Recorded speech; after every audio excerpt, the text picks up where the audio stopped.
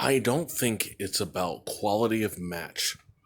I think it's ultimately about how much people are really enjoying what they're seeing. So WWE has been long known for entertaining people. Their World Wrestling Entertainment used to be WWF, World Wrestling Federation, but now it's World Wrestling Entertainment. Okay? AEW is all elite wrestling. The two shows they've had, which one was like the Fighter Fest, which was a show for a charity. We got Ring of Honor out there. We got AAA. Uh, we had Lucha. I don't even know what the hell's going on with them now. And we got New Japan. And we've got Impact. I don't know why. But it seems like a lot of other companies, not all, a lot of other companies are focusing on better matches. Yes, we want better matches between the stars in WWE. We want to see, like the Seth Rollins AJ Styles match wasn't bad from Stomping Grounds or Money in the Bank or whatever the hell it was. I think it was Money in the Bank. Wasn't bad, but it wasn't great.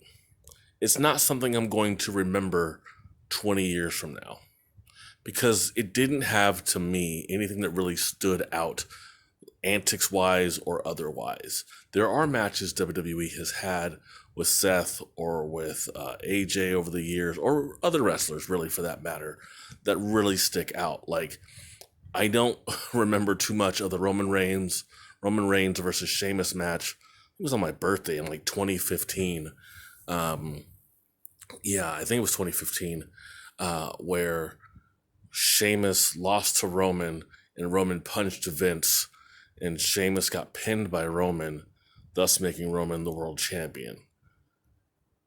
Other than those couple of moments, I don't remember the match at all, but it was entertaining, right? What was the best match move by move that year? I have no idea. 2015? Let me see. People might say the Brock Lesnar, Cena, Seth Rollins match from January. Other than that, what other matches do you remember from that year? From main roster, not NXT. NXT is always putting on great matches. But even still, as great as those matches are, which is under the WWE umbrella, people aren't remembering so much about, the promo is really focusing on the wrestling. Not enough people know about NXT overall. I mean, it's still on the network. They don't have a TV deal per se. There's rumors going around about it being on Fox, but that's rumors. You know, WWE and professional wrestling is built on rumors.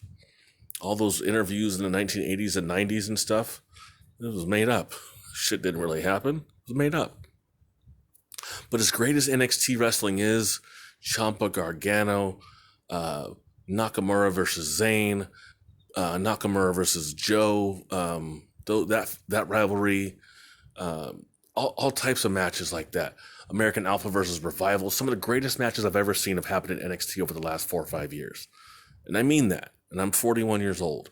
Some of the greatest matches I've ever seen, some, not all, have happened in NXT over the last 4 or 5 years since I started watching. That's crazy. Like, I didn't know who Cedric Alexander was, I think, before I saw him in the tournament of the Cruiserweights. Great match against Kota Ibushi. Great, under 15 minutes. 15 minutes. Ciampa Gargano had a great match in the Cruiserweight Classic. That was 2016. You know, Asuka against Emma. Like, if I'm going to start naming women's wrestling matches, Asuka and Emma, you're like, really? That wasn't that great. But it was solid. Ruby Riott and Sonya Deville before they both went to the main roster. Asuka versus Nikki Cross, Falls Count Anywhere. That was fucking amazing. Asuka versus Ember Moon. Like, it's just one after another, after another, after another. Bayley and Sasha 2 times. And I didn't see some of the stuff like the 4 horsewomen going against each other, or the Becky and Bayley, or Becky and Charlotte in NXT. Like, I didn't see those because those are before my time. But these are some of the best matches I've ever seen. American Alpha Revival, they had 2 great matches, plus the ladder match with AOP and Revival and Johnny Gargano and Ciampa. These are great matches. But as great as these matches are, it's not making people want to watch overall to the point where they can move it off the network and get a TV deal for it, right? That's why Raw is on TV, because everyone's going to watch it. People know about Monday Night Raw. Even if you don't watch wrestling, you know who Hulk Hogan is. You know who Andre the Giant is, right? You know who, Macho Man Randy Savage is. You know who these people are, right? You either you remember them from when you were a kid and your friends would play with the toys or whatever, or you've heard the names, or you've seen John Cena in a movie. You've seen The Rock in tons of movies, right? You know these people, you've seen these people. But you think about the greatest matches you've ever seen as far as, in-ring ability and all that kind of stuff. Flair and Steamboat put on 3 of the greatest matches of all time, any generation, all time, forever. But not a lot of people will say that they've seen the match. I can guarantee it. People my age, of course, obviously could say it. People who have the network have the ability to see it. But I can't guarantee people would actually watch it. One of the most watched matches of all time is Hogan versus Andre, the main event in February 1988. It's less than 10-minute match because Andre was huge and couldn't go for very long, and Hogan didn't need to go for very long. It was a 2-referee, scandal. DiBiase was there, bought the belt off of Andre after Andre won. It was just a lot of shenanigans.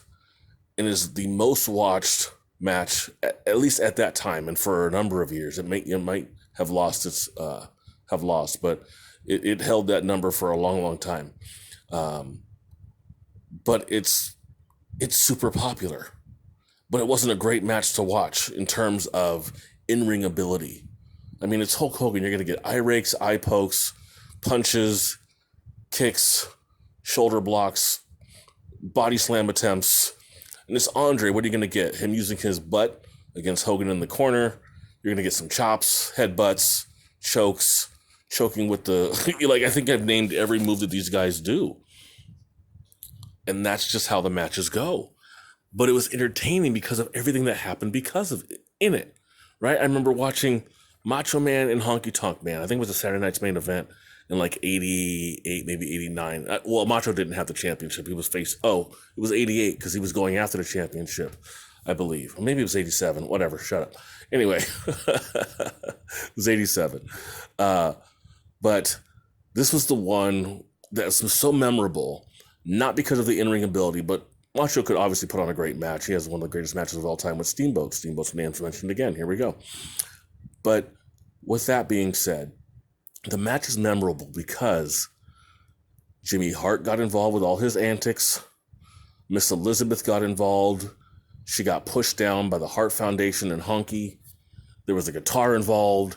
And then Hulk Hogan got involved. So a match that probably took less than 7 or 8 minutes overall had probably a 20-minute overall segment because of, the entrances, the match itself, and then the aftermath. With Elizabeth going to the back to get Hulk Hogan, Hogan coming out, seeing Honky and the Hitman and Anvil and Jimmy Mouth and South Hart, Hogan getting in the ring and fighting all them, and then Savage fighting, and then Hogan and Savage fighting each other back to back, or not fighting each other, but bumping into each other back to back. And then it's like, oh shit, what's going to happen? Are they going to fight? WrestleMania 4 is coming up. Are they going to fight? And they shook hands, Mega Powers form, biggest force in the universe. Memorable. I don't remember how many headlocks, suplexes, because Honky Tonk Man wasn't a great wrestler. It was entertaining, right? It was entertaining. That is what is going to sell your company, is entertainment. I just rewatched Greg the Hammer Valentine versus Jimmy Snuka. And I'm remembering the ending of this match because it was entertaining. Rugged Ronnie Garvin was the guest referee because he lost a match to Greg the Hammer Valentine. He lost a retirement match to Greg the Hammer Valentine and then became a referee. And then he kept getting attacked after matches. As the heels would lose, he would get attacked after matches and then defend himself. And then he would beat up the heels. And then Jack Tunney said, if you keep fighting, professional wrestlers, you're going to have a very, very long suspension, probably, which means your contract is ending. So go ahead and finish off the storyline so we can go ahead and part ways, which is, I think, exactly what happened shortly thereafter.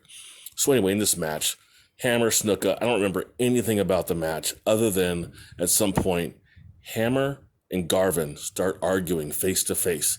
They get closer and closer and closer until finally Garvin backs up, decks Hammer right in the head. Hammer is stunned. He's turning around. Snuka's coming off the top rope. High crossbody splash. Pins him. 1, 2, 3.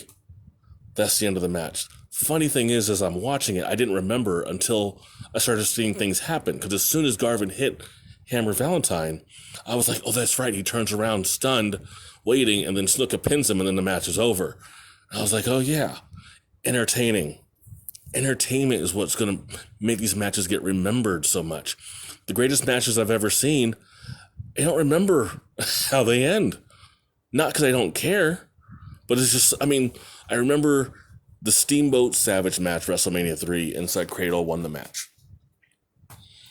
That's it. I don't remember anything else really about that match other than like multiple pin attempts. That's it. There may have been some antics from George Animal Steel, but mostly the match was about in-ring work and the storyline in the ring, not so much outside the ring. Because, of course, you're going to have Elizabeth, George Animal Steel. You had that story going on, him trying to kidnap her and all that stuff, which makes it entertaining, right? But even the story behind Steamboat and Savage, the whole storyline wasn't about the wrestling. It was about Savage taking a ring bell to Steamboat's throat and Vince McMahon saying he crushed his larynx. And I was 8, 9 years old, so I actually believed that Steamboat was going to die. And they took him off on a stretcher, gurney, whatever. And it really looked like Steamboat was struggling to breathe, and you could hear him choking and coughing. And I'm believing to myself, oh my God, my favorite wrestler's going to die. Literally, that was my thinking. My favorite wrestler's about to die. But I was young, so stop judging me. But the whole point is, it was entertaining. You have to have antics to make things entertaining. The Cody Rhodes versus Dustin Rhodes match from AEW's Double or Nothing was rated a 5-star match by several people, or at least by Dave Meltzer or whatever. A lot of people say it's a great match. I found it worth watching, back and forth and stuff. But I wouldn't have rated it a 5-star match. But it was definitely worth watching. I would if I were on a 5-star rating, I'd give it at least a 4 because it's worth watching. The most I remember from that match was Dustin bleeding his ass off. I think a missed bulldog or something like that. I forget. And then also the post-match Cody grabbing the microphone and asking Dustin to tag team with him at the next event in like August. Those are the 3 things I remember. Bleeding, a bulldog off of like the second rope, and Dustin's just always been a great athlete. I mean, they call him the natural for a reason. And then also the post-match thing, which made people cry because it reminded them of Dustin and Dusty 20 plus years ago and that whole thing. So once again, it's entertainment. You have to entertain people, but you're also going to have stars. That's why in the very beginning of this, I said Hulk Hogan, Randy Savage, Andre the Giant, John Cena, The Rock, names and faces people are going to know forever as far as the wrestling world is concerned. These are 5 of the most famous wrestlers to ever exist. Period. More than Gorgeous George, more than Buddy Rogers, Lou Thez, who has a name, who has a move named after him, the Lou Thez Press. Like, these are the most famous wrestlers in my opinion. I mean, Flair. I mean, if we're talking worldwide, right? I don't think enough people in the U.S. know who Tanahashi or Okada or even Nakamura now, unfortunately. I don't think enough people know them in comparison to how many people know Hogan and Andre and Savage and some of those guys, Cena and The Rock. In comparison, it's not the same. American stars are going to get over a whole lot more, especially on American soil. Ultimate Warrior, another super famous wrestler. So the whole point is, as great as your matches are, 5-star, 6-star, whatever, 6-star matches, Okada and Omega, no one knows who they are. If I were to show people I know, or kids I work with or volunteer with, and show them pictures of Omega and Okada, they would have zero idea who that is. But if I showed them a picture of The Rock or Hulk Hogan or Andre or John Cena, I guarantee they know who that is. And they don't put on 6-star matches. Cena might have a 4-star match in there. The Rock might have a 3.75 star in there. You know what I mean? Like Hogan, please. He's probably nothing more than a 3.5 at the most. But these are the most famous people because it's about entertainment. You think about promos. Think of the guys who gave the best promos. Dusty, Flair, Austin, Rock, Cena, Hogan, Punk. A lot of those guys I just named don't have high-ranking matches because it didn't matter when it came down to it. It didn't matter. Savage, great talker. Honky Tonk, great talker. Guys who could just give you an interview on the spot or give you a promo on the spot. Great talkers. Not high-rated matches because that doesn't matter as much. In Japan, that matters. That's going to put asses in seats because they don't do a whole lot of extra promo, trash talk stuff. They kind of do now, but they don't really do it overall in comparison to WWE. They just don't because it's not about that. I think it's kind of against their culture, maybe. I don't know. But overall, if AEW is going to succeed, they're going to have a big star. John Moxley is not going to be that guy. Kenny Omega is not going to be that guy. Even if rumors say Randy Orton was going to leave, even if Randy Orton were to leave WWE and go to AEW, that's not going to work either. No one knows who that is. That's the guy from The Marine. And no one watched that movie. It was never even in theaters. But you know what was in theaters? No Holds Barred. You know what was in theaters? Bumblebee. You know what was in theaters? Skyscraper. You know who started those movies? Hulk Hogan, John Cena, and The Rock. You know who was in Spider-Man? Randy Savage, aka Bonesaw. You know who was in Princess Bride? Andre the Giant. You see what I'm getting at? Big stars get these movie parts. Triple H and Kevin Nash were both in they were both in movies. The Great Khali was in a movie. Great Khali is huge in height, not in popularity. But the whole point is, if you want to succeed as a business, it can't just be the in-ring work. It has to be entertaining. I was rewatching King of the Ring 93 earlier, where Brett beat Perfect in an inside cradle, then, reversed it, or Perfect got reversed on, and Brett pinned him, and Perfect shook his hand after the match. Really cool show of sportsmanship.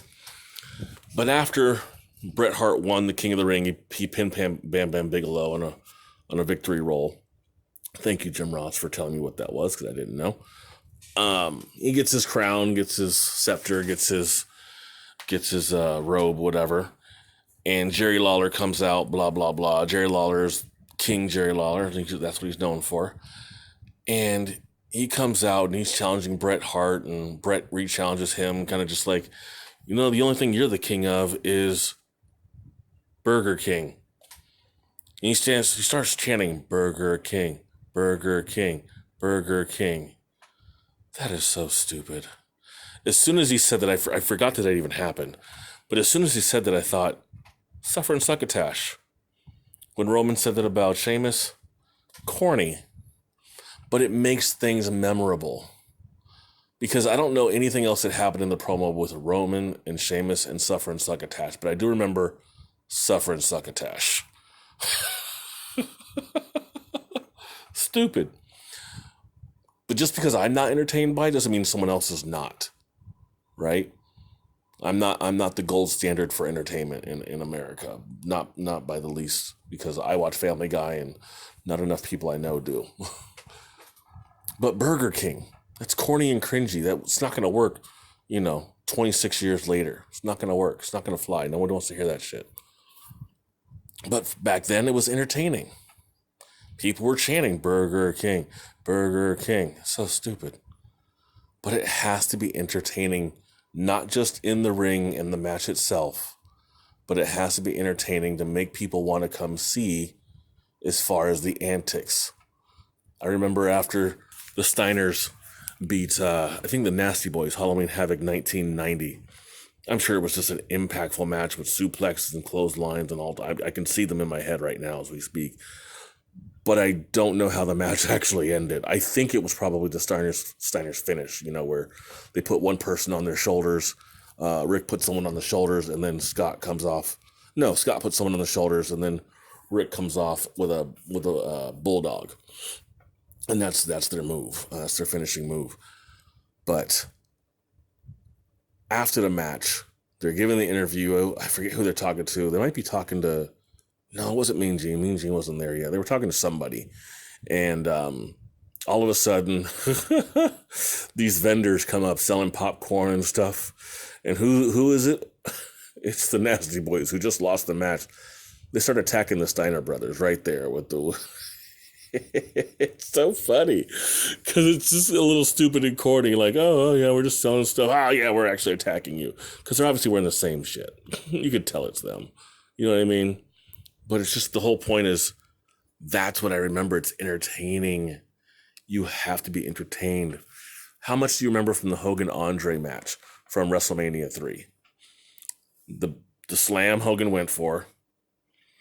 Hogan slamming Andre at the end and winning, and the stare down from the very beginning of the match. I remember 4 things. That's it. I'm sure that match lasted longer than that.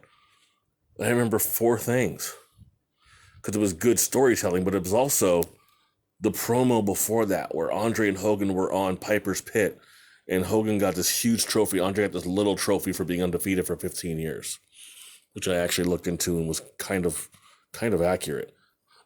He'd actually never been pinned, I think, for like 15 years. That was pretty accurate.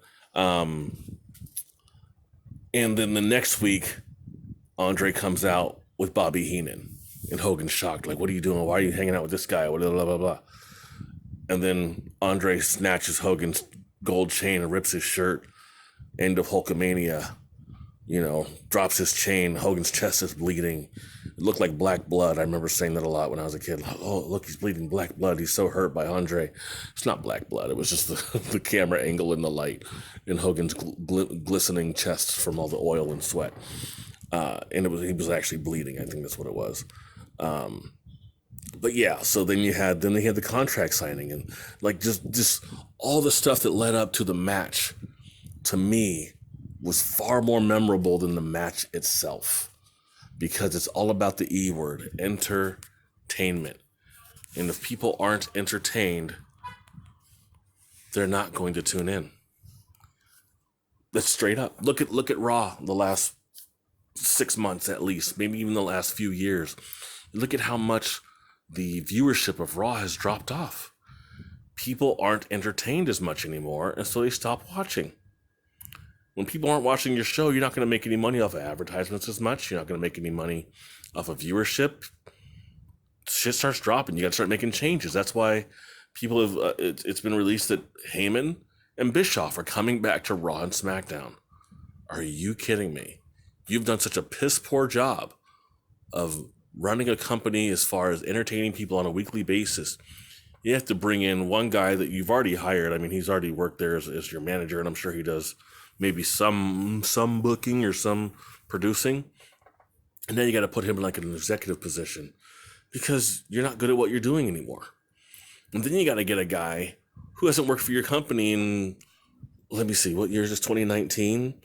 Maybe well over 10 years, maybe even longer, maybe close to 15, And he was the guy who was running the company that you ended up buying out in 2001.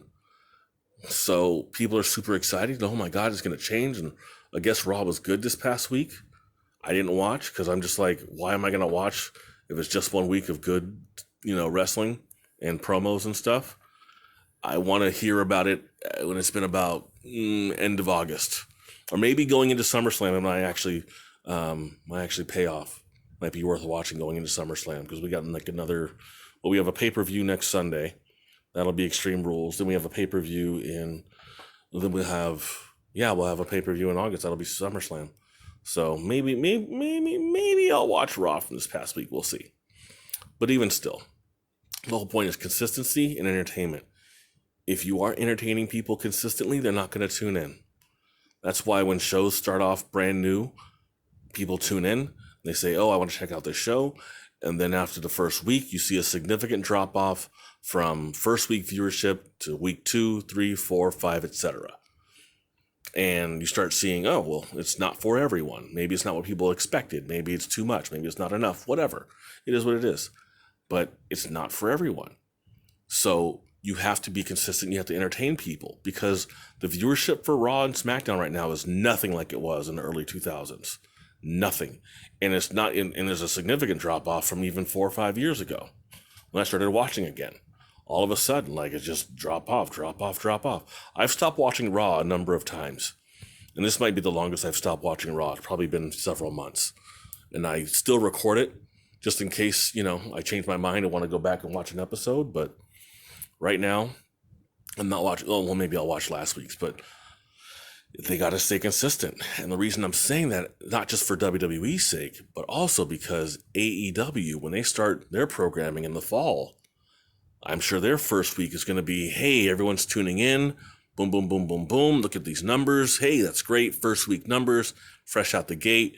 Maybe they'll hit a mill. Maybe I doubt it, but maybe that would be a great spot to hit. If they could hit a mill and then keep that or rise above that, that'd be great. That would definitely give WWE some scary competition, which might be why they brought in Bischoff and Heyman, because, well, going into the fall, you want fans to already be tuning into you and not the other guys. You don't want to give the fans a reason to tune into the other company. You want them to only watch your stuff. That's why they have Raw on Mondays. They have SmackDown on Tuesdays, 205 Live right after SmackDown.